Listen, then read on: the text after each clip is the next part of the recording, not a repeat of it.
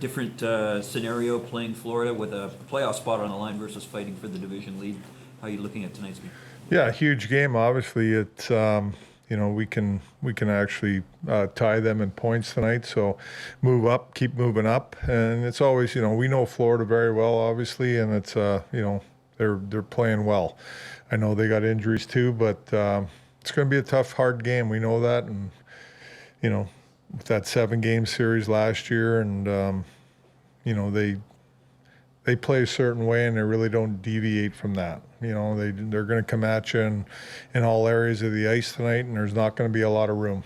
You got to be comfortable with that, and got to be patient in our game, and it comes down to compete and work tonight. Your line with Nicola and the two of you guys, Yeah.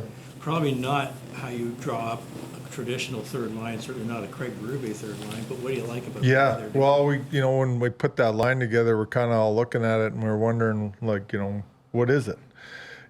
But it's really worked out well so far. I think, with Nick Waugh, he's really strong on the puck down low, and he gets a lot of puck stalled, and Nicky and Cowan are quick, and they're doing a good job of moving in the offensive zone, creating some slot shots and things like that. They're beating their guys off the walls and making these plays to the inside, and it's really turned out well, and they're transporting the puck up the ice from our zone. Cowboy's a great puck transporter, and he's a young kid yet, so there's a lot of bright future there for him, but he does a good job of that. Randy Carlo, good for you guys to vote today? Yes.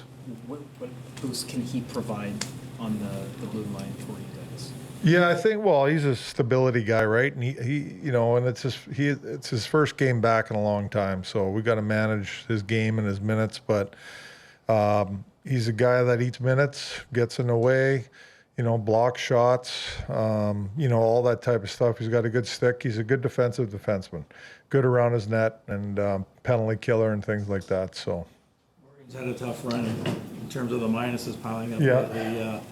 Is that a question of him, like maybe trying to do too much to make up for some lost bodies, or what do you talk?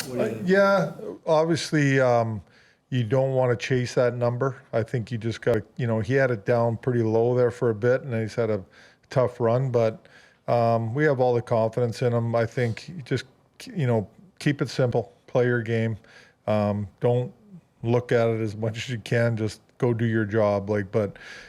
For me, my conversation is don't force things. Don't try to chase it. Just make the plays that are there in front of you, defend well, and do your thing, what you do offensively when you get the opportunities. Just keep it simple.